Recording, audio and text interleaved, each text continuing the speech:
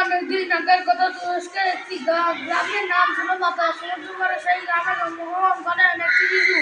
তার নাম রাখা হয় নিকোলাস। নিকোলাস মানে মানব জয়। নিকোলাসের পিতামাতা ধনী ছিলেন, কিন্তু অল্প বয়সে পিতামাতাকে হারান। নিকোলাস বেড়ে ওঠেন একটি হিসেবে, বাবা সারা বড় অল্প তিনি বুঝতেন। বড় হয়ে তিনি বাঙালি মানুষ হিসেবে পরিচিতি লাভ করেন। তিনি তার পিতা রেখে যাওয়া সম্পত্তি মানুষের মাঝে বিলিয়ে দিতে শুরু করেন। তিনি সুন্দর উপহার দিতে পছন্দ করতেন।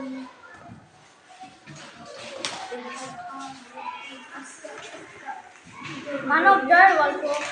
অনেকদিন আগের কথা। তুরস্কের একটি গ্রামের নাম ছিল পাতারা। সমুদ্র পাড়ে সেই গ্রামে জন্মগ্রহণ করেন একটি শিশু। তার নাম রাখা হয় নিকোলাস। নিকোলাস মানে মানব জয়। নিকোলাসের পিতামাতা ধনী ছিলেন, তিনি অল্প বয়সে পিতামাতাকে হারান। নিকোলাস বেড়ে ওঠেন এতিম হিসেবে, সেজন্য মা বাবার সাথে বড় হওয়ার কষ্ট তিনি বুঝতেন। বড় হয়ে তিনি দয়ালু মানুষ হিসেবে পরিচিতি লাভ করেন। তিনি তার পিতা রেখে যাওয়া সম্পত্তি মানুষের মাঝে বিলিয়ে দিতে শুরু করেন। তিনি শিশুদের উপহার দিতে পছন্দ করতেন, বিভিন্ন জায়গায় ঘুরে বেড়াতেন, গরিব দুঃখী মানুষের সন্ধান করতেন। যেখানে গরিব দুঃখী মানুষ দেখতে তাদের সাহায্য করতেন, শিশুদের ভালোবাসতেন, শিশুদের নানা উপহার দিতেন। তার এই দানশীলতার কথা সারা দুনিয়ায় ছড়িয়ে পড়ে। সবাই তার ভালোবাসতে শুরু করে।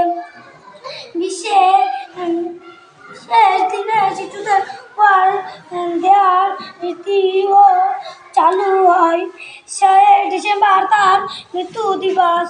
পৃথিবীর অনেক দেশ নিকোলাস ডে হিসেবে পালন করে। মানব জয়ের গল্প। অনেক দিন আগে তুরস্কের একটি গ্রামের নাম ছিল পাতা। সমুদ্রের পাড়ে সেই গ্রামে জন্মগ্রহণ করে একটি শিশু। তার নাম রাখা হয় নিকোলাস। নিকোলাস মানে মানব জয়।